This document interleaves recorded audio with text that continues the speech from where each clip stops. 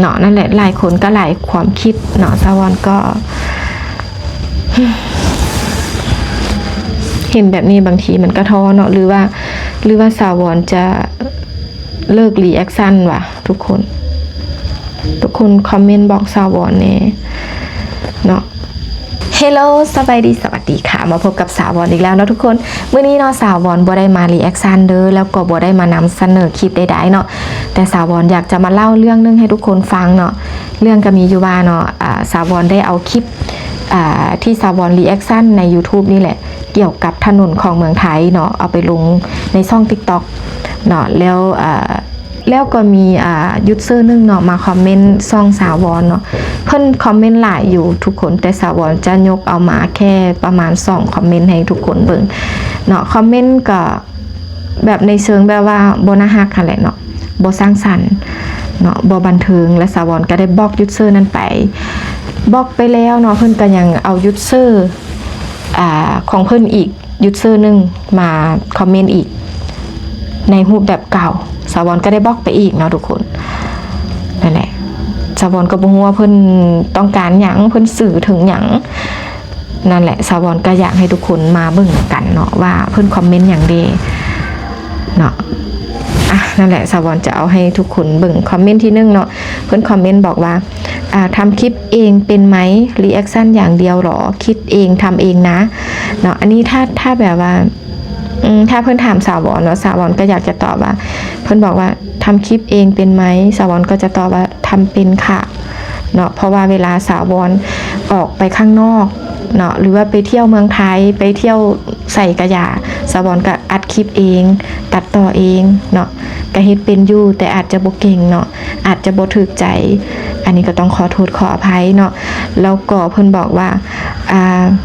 รีแอคชั่นอย่างเดียวหรออันนี้สาวอนก็ต้องตอบว่าไม่ได้รีแอคชั่นอย่างเดียว 100% ค่ะก็คือรีแอคชั่นประมาณ80หรือว่า 90% เนาะที่เหลือก็จะมีแบบนำเสนอข่าวบ้างหรือว่าไปเที่ยวแล้วก็ทำคลิปบ้างเนาะนั่นแหละเนาะเพื่อนก็บอกว่าคิดเองทำเองนะอันนี้สาวอนก็อยากจะบอกว่าที่สาวอนนั่งทำคลิปหรือว่าไปข้างนอกแล้วทำคลิปถ่ายคลิปเองอันนี้ไม่มีใครคิดช่วยสาวอนนะคะแล้วก็สาวอนก็ตัดต่อเองอันนี้ก็งงว่าทำไมถึงพูดแบบนี้เนาะการที่แบบสาวอนรีแอคชั่นเนาะอาจจะบ่ได้ถูกใจหลายๆคนหรือว่าจังใดอันนี้สาวอนก็ต้องขอโทษขออภัยมาณที่นี่นำเนาะแต่เจตนาของสาวอนก็คือรีแอคชั่นคือสาวอนอยากเผยแพร่อยากนำเสนอให้ทุกคนได้รู้ได้เห็นเนาะว่าเป็นแนวใดอยากให้เห็นเมืองไทยว่าโอ้โหสวยงามว้าวอลังการยิ่งใหญ่สิ่งที่เราบ่เคยเห็นสาวอนก็ว้าวสาวอนก็แบบว่าอยากให้ทุกคนได้เห็นได้รู้ไปนำกันเจตนาคือแบบนั้นเนาะนั่นแหละเนาะทุกคนจุดเริ่มต้นของสาวอนก็คือการรีแอคชั่นเนาะซึ่งสาวอนก็ดีใจเนาะที่ได้นำเสนอได้รีแอคชั่นได้เผยแพร่คลิปต่างๆให้ทุกคนได้รู้ได้เห็นไปพร้อมๆกันกับสาวอนเนาะแล้วก็มีอีกคอมเมนต์อีกเนาะที่เราคอมเมนต์เนาะสาวอนจะยกเอามาแค่2คอมเมนต์เด้อทุกคนเพิ่นบอกว่าไทยคือที่เกาะหากินของข้างบ้านโอ้โหคำนี้กระแหงอยู่ดีเนาะทุกคนคำว่าเกาะหากินเนาะทุกคนถ้าเกาะหากินง่ายขนาดนั้นเขาเจ้าสิบ่เกาะหากินแบบนี้เบิดทุกคนเบิดทั่วประเทศเลยบ่เนาะ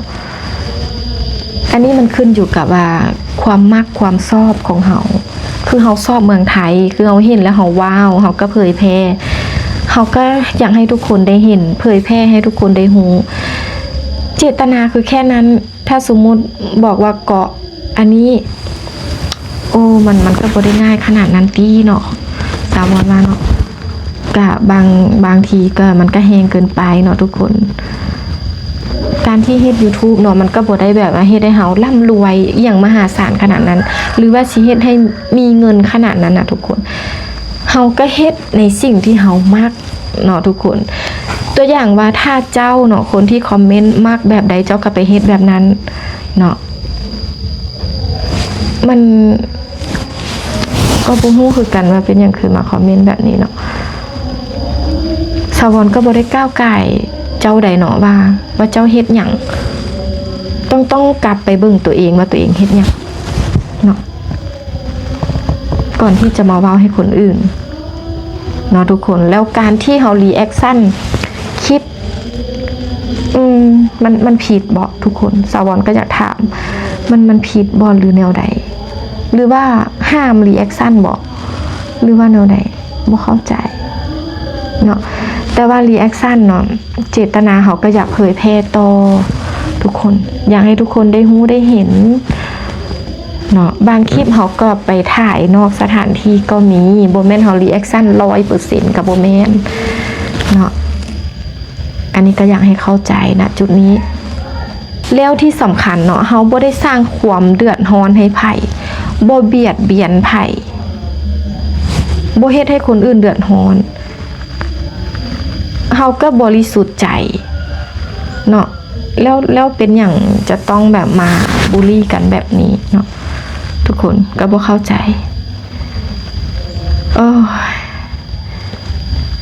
เนาะนั่นแหละหลายคนก็หลายความคิดเนาะสาวรก็เห็นแบบนี้บางทีมันก็ท้อเนาะหรือว่าสาวรจะเลิกรีแอคชั่นว่ะทุกคนคอมเมนต์บอกสาวรแน่เนาะคือสาวรอยากจะบอกทุกคนว่าเนาะการที่สาวรรีแอคชั่นเนาะหรือว่านำเสนอคลิปต่างๆเนาะเจตนาของสาวรก็คืออยากเผยแพร่อยากให้ทุกคนได้รู้ได้เห็นไปนำกันเนาะก็แค่นั้นถ้ามันบ่ดีหรือคนบางคนอาจจะบ่มักอันนี้เนาะสาวรก็ต้องขอโทษขออภัยมาณที่นี่นำเด้อเนาะเพราะว่าเฮาบ่สามารถจะเฮ็ดถูกใจทุกคนได้เนาะแต่สาวรก็ยึดมั่นว่าบ่สร้างความเดือดร้อนให้ไผบ่เบียดเบียนไผแค่นี้ก็พอแล้วถ้าเฮ็ดแล้วเฮามีความสุขสาวรคิดว่าเฮาก็ควรเฮ็ดต่อไปเนาะทุกคนนั่นแหละอันนี้ก็ต่างคนต่างความคิดเนาะกระโบเป็นอย่างเนาะทุกคนก็อยากยกมาให้ทุกคนได้เบิ่งได้เห็นได้ฮู้นำกันเนาะว่ามีแบบนี้นำเนาะทุกคนเนาะสาวรก็จะขออนุญาตจบคลิปแต่เพียงเท่านี้ฝากทุกคนเนาะกดไลค์กดแชร์กดติดตามกด Subscribe สาวรในเด้อสำหรับใครที่ว่าใจดีมีน้ำใจอยากซัพพอร์ตสาวรอยากให้กำลังใจสาวรก็สามารถกดปุ่มซุปเปอร์แตงอยู่ทางด้านล่างได้เนาะทุกคนที่สำคัญก็อยากกดข้ามโฆษณาเด้อเจอกันคลิปต่อไปเนาะบ๊ายบาย